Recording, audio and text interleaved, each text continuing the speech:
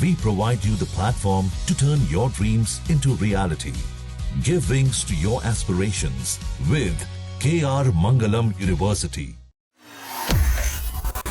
आम आदमी पार्टी इस समय बुरे दौर से गुजर रही है। 7 सांसदों के बीजेपी में जाने के बाद उसकी राष्ट्रीय छवि को बहुत नुकसान पहुंचा है। सांसदों का टूटना सिर्फ झटका नहीं बल्कि इससे पार्टी के पूरे देश भर में फैलने के सपने पर ब्रेक लग सकता है। 24 अप्रैल को आपके 7 राज्यसभा सांसदों ने एक साथ पार्टी छोड़ दी।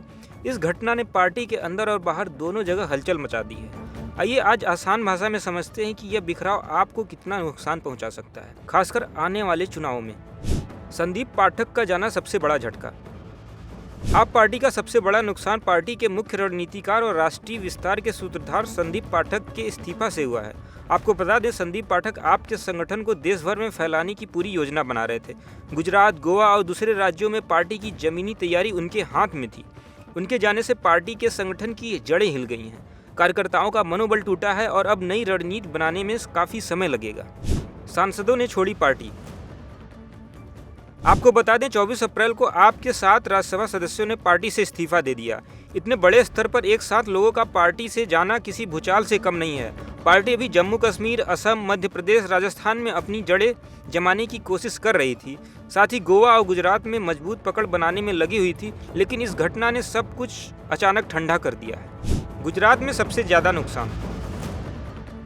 गुजरात में अभी निकाय चुनाव चल रहे हैं। ठीक इसी समय 7 सांसदों का जाना और संदीप पाठक का इस्तीफा पार्टी के लिए बहुत मुश्किल पैदा कर दिया है। पिछले विधानसभा चुनाव में आपने गुजरात में करीब 13% वोट हासिल किए थे और राष्ट्रीय पार्टी का दर्जा भी मिला था।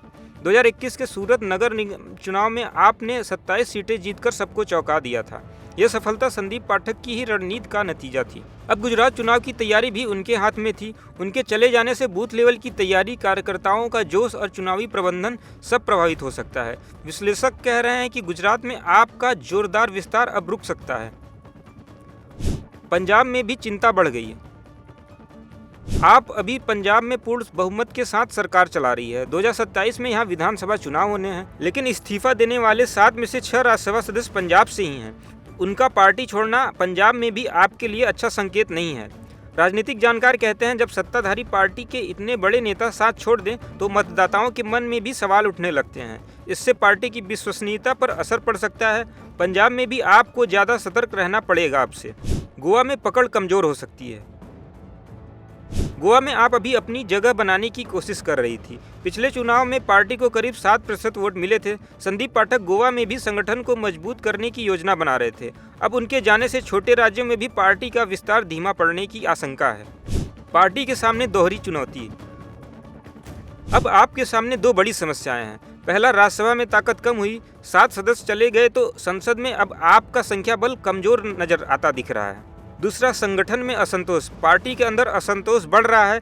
इसे रोकना और नई टीम बनाने की राह आसान नहीं होगी। दोस्तों, विश्लेषकों का कहना है कि अगर पार्टी जल्दी से किसी सक्षम नेता को राष्ट्रीय विस्तार की जिम्मेदारी नहीं सौंपती तो गुजरात और गोवा जैसे राज्यों में बन रही जमीन हाथ से उसके निकल सकती है।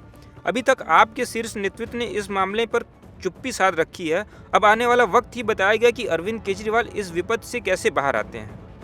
यह घटना आपके राष्ट्रीय विस्तार अभियान पर ब्रेक लगाने वाली साबित हो सकती है। पार्टी को अब अपनी घरेलू कलह जल्दी सुलझानी होगी और कार्यकर्ताओं का विश्वास वापस जीतना होगा।